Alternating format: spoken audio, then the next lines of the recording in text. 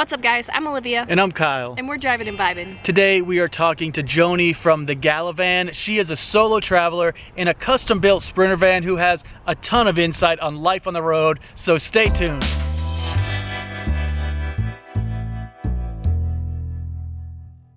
Welcome back to our channel everyone. Thank you so much for joining us today. If it's your first time here, we would love for you to subscribe and join the Vibe Tribe. We are so excited today to be talking with Joni from the Gallivan. So how's it going today? Great. Awesome. Yeah. Yes, thank you for having us over. I know. We so rarely get to be inside other people's vans and see what it's all about. This one's quite spacious, so thank you for inviting us in today. Yes. You're welcome. Thanks for coming. Very unique. We were drawn to this van. We were actually neighbors in Quartzsite at the Escapers Bash, and she pulled up next to us and we were like, wow, that is cool. And we eventually made our way over to get a peek inside. So when we are going to get into all the details about this van, but before we get into that, I just want to know, what was that spark that made you even realize that van life was an option? My cousin did it actually about 5 or 6 years ago. She showed up to our family reunion and she was in a Sprinter and I totally fell in love. And then she, instead of just the weekend stuff, she went on a year-long trip around the country. So how long after that, being introduced to that, were you inclined to really make that push on your own? I bought the van about 3 years after. All right. Very cool. After it being on my vision board for a little while. That's cool. So when it was on your vision board, what were some of those key components that you were really looking for in the van life? Adventure. Yeah. Community. And that has been really interesting on the road, that I've been much more social on the road than I ever was in a sticks and bricks. We found the same thing to be true for us as well, and that was a very surprising aspect for us. And we did go through a period of not talking to anyone. Kind of when we first got out on the road, we were moving so quickly, we weren't really in one spot long enough to reach out. But once we found that community, it's like we're never lonely now. Like we can always reach out and find someone in our area and meet back up with some of these same folks all over the country. And I guess a good question would be, for all of us who aren't familiar with the Gallivan, how long have you been doing this? So I moved into the Gallivan May 23rd. Awesome. That was 3 days after it was finished. And this is a custom built van, so it took a long time to build it out. And then I took off. My launch date, full time on the road, was August 24th. All right. And so is that almost 5 months, I think? Now? Yeah, that's awesome.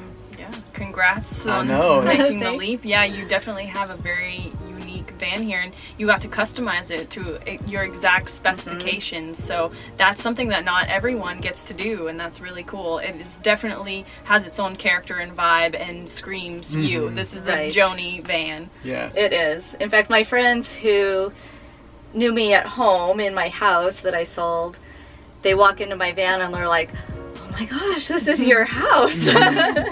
So yeah, on that, I guess let's touch on some of these key features of the van that you really wanted as far as functionality goes, and just talk a little bit about what the features are. Okay. So the goals of the van, let's start there. So the goals, number one was to have a comfortable bed everywhere I went. And so I have an organic latex mattress in my van with my really good bedding. I don't sleep in a sleeping bag. I make up a proper bed every morning. Yes. That is important in my opinion. I just feel like we struggled with that sometimes in our rig as far as converting the bed, but having a really comfy place to sleep, it makes it home. Right. The other big goal, well, two more big goals, were to have a fully functional kitchen. Because I eat only organic, and the third big goal was to have it be as non-toxic as possible. Oh, that is so awesome. I mean, I feel like these days the eco-friendly thing is really out there in the forefront, but inside this van, it really takes it to another level, in my opinion, and that is what I really love about this place. And many RVs are not environmentally aware or conscious at all, and the materials they use are very poor quality, first of all, and very detrimental to the environment and things like that. And it's not going to last, so it's just going to end up in a landfill eventually as well. So you can definitely see everything in here was made with quality materials. And you were telling us about your countertops the other day. Yes. If you could mention those, because that was really cool and I'd never heard of them before. Yeah, so the countertops are a product called Paper Stone. It's out of Southwest Washington, and it is a recycled paper material. I think it's paper and epoxy. And because of the size of my van, I was able to get remnants. So that's always nice. Yeah, that's cool. You know, so if you are doing a van build or something like that, Joni gave us a piece of advice, because we're going to do a renovation soon, to go check with these companies to see what scrap pieces they have, because quite often for what they consider scrap would fit really well inside a small RV or in a van. So that was awesome advice. Yes. Salvaging items and pieces and materials is a great way to help, you know, reduce your impact, obviously, and have a very unique character that will be all your own. So. Can you talk about some of the power devices in this rig, as far as how you get power? Or I really like this fridge. I'm staring at it right now. Right. I admired it when I first walked in. I can't wait to do more research on it, but tell us about the fridge first. Okay, the fridge is so awesome. So it's an isotherm. It's out of the marine industry. So rather than go to the RV industry for any of the components of my van, because like Olivia was just saying, the quality is just so bad. So I went to the marine industry because they're built to really withstand some beating on the on the ocean, right? So this is an isotherm drawer 130 inox, I think, and INOX, and it's a drawer fridge. And one of the benefits of that is that cold air sinks. And so if you're opening a door to a fridge, a lot of your cold air is going to escape out the bottom. So if you have the closed bottom, then you keep more of your cold air, and then it's more efficient. Yes, that's very cool. And it's a 12-volt fridge, right? So it doesn't draw that much energy, as opposed to our energy-hungry little dorm fridge that's in our trailer. So we look forward to getting a more efficient 12-volt fridge like this. And you run that with your solar? I do, yeah. So I have 400 watts on the roof, and I'm actually, this week I'm upgrading my battery system. Awesome. Which is kind of crazy. I have 400 amp hours of AGM batteries, and with AGMs, they're a lead acid battery, and you can only draw them down 50%. I am upgrading to the lithium ion batteries. So I'm getting 500 amp hours of lithium ion. I am so jealous. So I'm gonna have 400 amp hours usable, and I joke that I have the world's most expensive Vitamix, because the Vitamix draws a ton of power when it's on, and I use it every morning when I can. And some mornings I don't have enough power on my batteries, so looking forward to having a bigger battery bank. And just touching on that battery stuff real quick, like you were saying with the AGMs, you can, even though you have 400 amp hours, you can only run that down to about 200 to make it, before you do damage to the batteries. But the awesome thing with the lithiums is it 90% or 80%? 80%. Wow, yeah. I mean, that is awesome. So we would love some lithiums too. We are taking mental and literal notes about all these things that we want to make sure that we have in our Argosy when we rebuild it. So we're learning from everyone around us right now. Would love to follow up with you later and kind of hear how all that goes. Right now though, with your battery situation, are you able to turn on the van, like if you need a little extra power and like top off the batteries or something like that? And so when I was running low, we had, you have to manage your batteries no matter what you have. You have to manage your usage and think ahead about the weather. When you're only, I don't have a generator, so I am only solar. And so I made the mistake of turning on my electric water heater, which takes a ton of energy. And I did that right before a cloudy day. Oh, wow. Yeah. And so I was running pretty low over in Quartzsite. And so anytime I ran anything, I would turn the van on. Okay. So can you tell us how powerful your inverter is and how that's been working for you? I have a 2800 watt Wow. inverter because of the Vitamix. And so it works great. Yeah, I can imagine. You could power half the city with that thing. That is awesome. Yeah, it's pretty beefy. Yeah, that's very cool. But that's good that you knew that going into that you would need a bigger inverter to accommodate the appliances you were bringing along. Yeah. Because sometimes, you know, you get into it and you don't realize how power hungry some of these things can be, and your system can't always handle it. We have firsthand experience. I do too. Do I remember you saying something about an outdoor shower? Is that your showering option? Yeah, so I've been on the road almost 5 months. I've used it twice. All right. So I usually, my favorite shower option is a rec center because I can get a swim and get a good shower. Yeah, that's good advice. I did do my first truck stop shower in Quartzsite. Wasn't as clean as everyone said they are. Yeah. And it might have just been that particular shower. Yeah, Quartzsite's not a good frame of reference. Yeah, because exactly. There are so many people there, and it's getting such high traffic and usage. It's probably the dirtiest one we've ever been to as well. We are big advocates for taking truck stop showers, but if that is your first introduction to it, you know, it definitely isn't the cleanest. But I would still encourage you to try it again, you know, because there are some beautiful ones out there. It's nice when you're out in the middle of nowhere and there aren't like gyms or like many places. Usually truck stops are all over the place, even in the smallest areas. So. Yeah, it's definitely the rec centers have been my favorite because they're only $4 to $6 and you get a workout, and that's for a day pass usually. That is awesome. Yeah, so I've gotten a yoga class in a shower, I've gotten swimming in a shower. I mean, that's a great idea. Yeah, but yeah, you're right. Out here when you're in just small towns, the truck stops are really the only option. Or my own shower that I have, but right now it's too windy. Exactly. Yeah, depending on the weather, it can be a little finicky because we have a shower in our rig as well, but we don't ever turn our hot water heater on. Exactly. So it needs to be pretty warm outside to take a cold shower, or sometimes I'll just put my bathing suit on and run the shower head out the back window and take an outdoor shower, you know, if we're out boondocking and have a lot of privacy. Well, my trick is to turn on my water heater when I'm driving. Oh, very nice. Because then my batteries are being charged and it doesn't draw down the battery. Yeah. So it's a great idea. So when I'm parked somewhere for, you know, a week, like last week, I don't have hot water because I haven't been driving. So this isn't necessarily a kind of install or a build, but I'm looking also at the Berkey water filter system. Has that been good for you? I love it. Awesome. Yes, I'm from the Pacific Northwest. We have really, really tasty water there. Not everywhere has really tasty water. And so it makes the water anywhere not only tasty, but also safe to drink. Yeah, that's good to hear.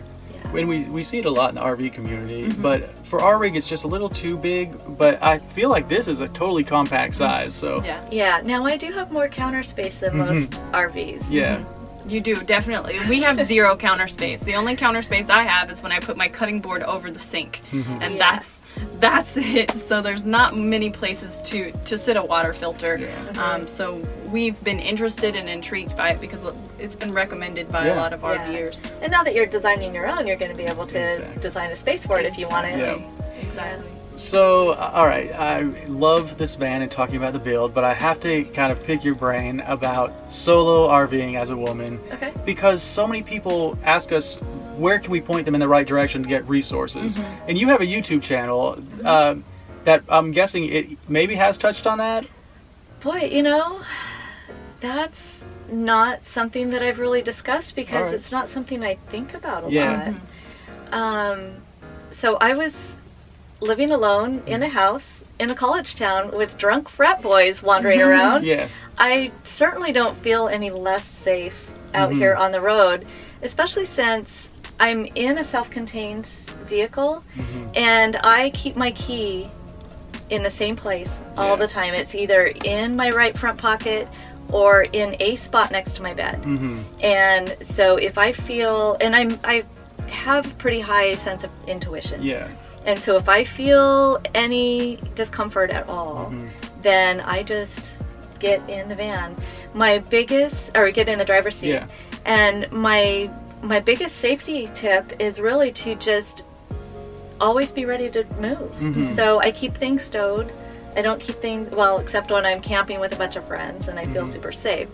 But in general, if I'm camping by myself, everything's stowed all the time so that I can just get in the driver's seat and drive away. I think that is the biggest thing that people are concerned about is safety, because you don't really know until you get out here, and people ask us this about boondocking all the time. Is it safe? And it's one of those things that once you're out there, I feel safest out here, honestly. It's when we're in very crowded places, there's lots of traffic in and out of, say, an RV park or, you know, some area like that where there's constant movement going on, and I'm aware all the time.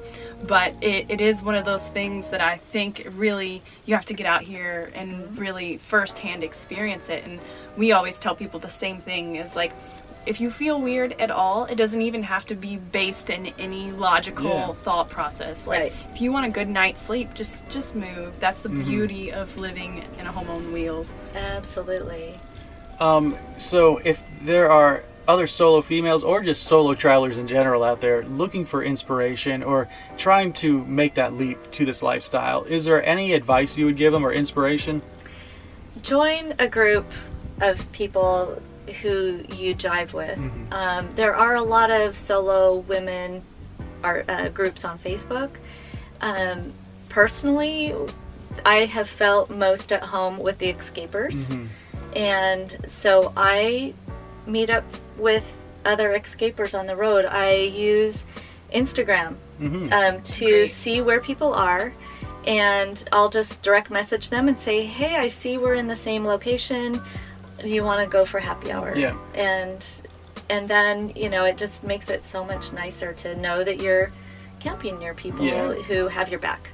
I agree completely. And have man hands. The escapers community has been one of the most unsuspecting things that whenever we joined the RV world, but has been so amazing. And I feel like we talk about it all the time, but it is where we met all of our friends. It's how we learned to do so many things. We learned how to boondock, and we started our YouTube channel, all these different things that were not even remotely like really on our radar, or we were just unprepared, so we got to draw from their experience and their knowledge, and everyone in this community is really willing to help you and lend a helping hand, and I love that.